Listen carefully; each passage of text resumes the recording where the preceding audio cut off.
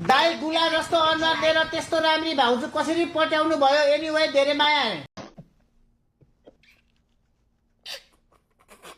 गुला जस्तो अनुहार मेरो म खुसी नै छु यार पहिला त हेर्छमै थियो अहिले चाहिँ गुला जस्तो भएको तर अनुमतिको छोरोको चाहिँ अनुहार डज नट म्याटर अब मामा र माइजूको हेर लिम्बे र लिम्बेको गर्लफ्रेन्डकै हेर मेरो र मेरो बुढीकै हेर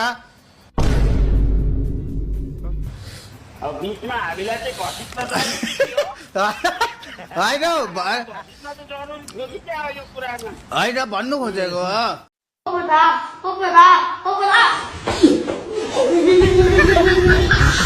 चिकन चाहिँ यताबाट निकालेर हान्नु ए सरी बुढी होइन म यताबाट निकालेर हान्नु भनेको गेममा भनेको क्या गेमबाट निकालेर कसरी हान्नु 25 किलो अल्टिमेटमा भन त सकिन्छ त अनि त्यस्तै मिसन दिन्छ अनि सोध्दैन भन न यताबाट निकालेर हान्नु भनेको क्या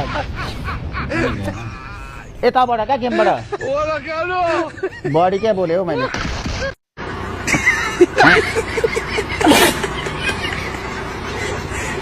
कस्तो बोका भएको यार यो रणमतीको छोरोले यार लड्की नपाएर हेर न मेरो ब्ल्याङ्केट भरि मालै माल झारो हो यो त ठिक्क भरो यसलाई के भएको छ यार ननक दियो त हो रणमतीको छोरो कोकोले त पछाडि ओइ कोको नगर न ओइ रणमतीको छोरो ओइ यो कस्तो बोका भएको हो रणमतीको छोरो यार अति बोका भएको छ यार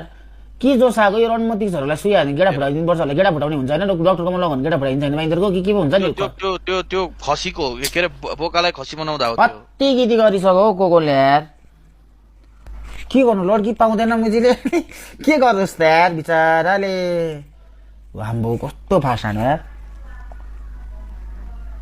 अब लड्की पाउँदैन बिचराले अब हस्कीलाई अब हस्की भनेको अब जता पनि पाउँछ हस्कीलाई मिलाइदिइहाल्न मिल्ने अब पुडल्स कुकुर खोज्यो कहीँ पनि भेट्दैन अनि सिक भइहाल्छ नि यार बिचरा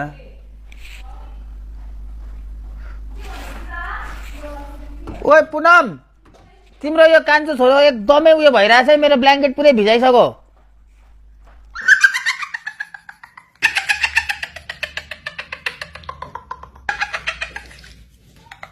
के जी दाइ टिकटकमा भ्यू जाँदैन के गर्ने अरे ओके भाइ गेडा देखाएर उफ्र न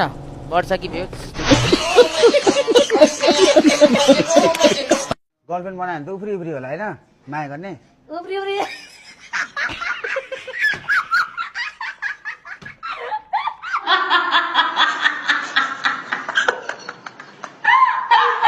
बच्चा बच्चीहरू बाटोमा पनि दाइ फेस रिभिल कहिले गर्ने भन्ने दाइ फेस रिभिल कहिले गर्ने अरे यो त के मेरो गुलाब रिभिल गरिरहेको छु रणमतीले त अनि अनुहार के गुलास देखेको क्या अनुहार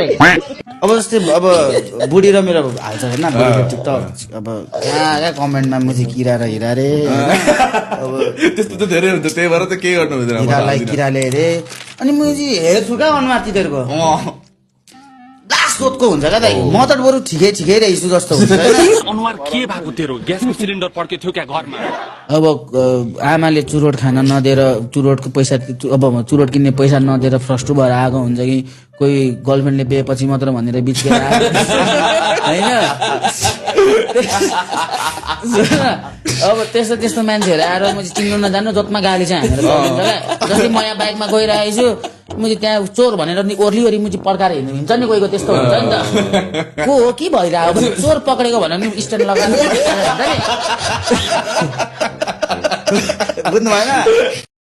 याद छ कि छैन ड्रप त छड्नु हुँदैन ड्रप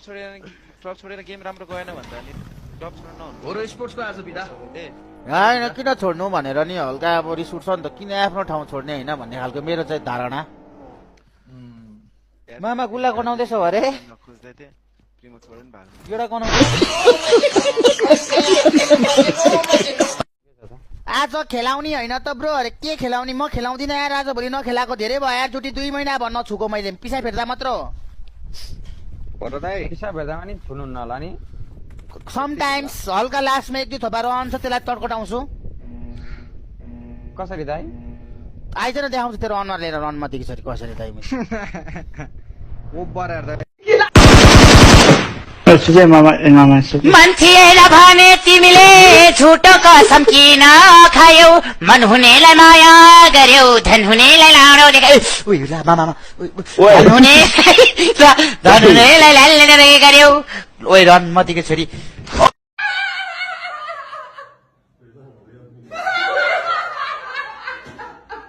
घन्टी हल्लाउ भान्जा घन्टी हल्लाउ छ भने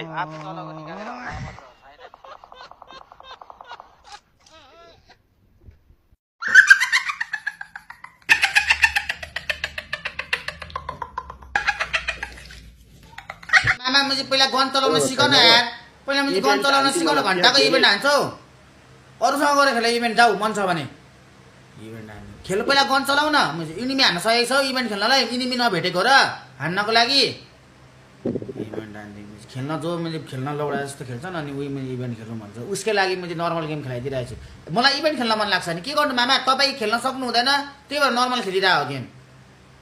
सपोर्ट चाहियो नि त पबजी भनेको टिमको गेम हो टिमले एकअर्कालाई सपोर्ट गरेर मात्र जित्ने हो अनि टिमको सपोर्ट नभएपछि कसरी जित्नु एक्लैले त खेल्ने गेम होइन त यो एक्लै खेल्ने गेम होइन त यो हो तिम्रो स्किल छैन तिम्रो गेमै छैन गुलै जस्तो खेल्छौ तिमी लुट्न मात्रै खेल्छौ भनेर नर्मलमा खेलाइदिरहेको मैले मलाई त इभेन्ट खेल्न मन लाग्छ नि हान्दै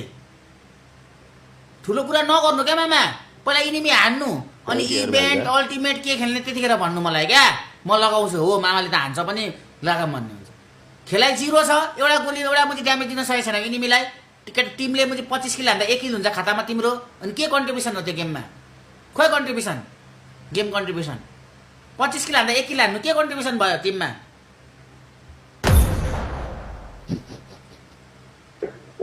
अनि ठुल्ठुलो कुरा मरेर रिग्रेट छैन गेम सपार्छु भन्ने छैन क्या बिटी मात्रै हानेछ यार जतिखेर पनि के भने यार त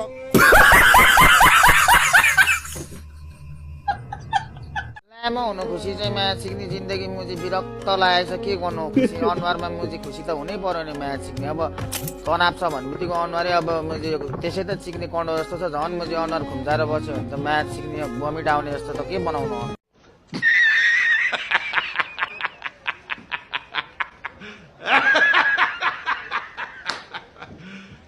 You serious?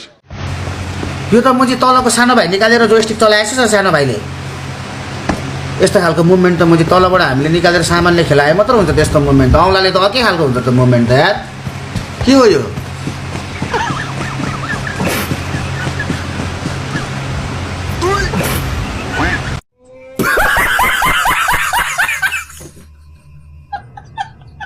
अनि मामा पिसा फेर्दाखेरि तपाईँको तुरी च्यापेको छ कि छैन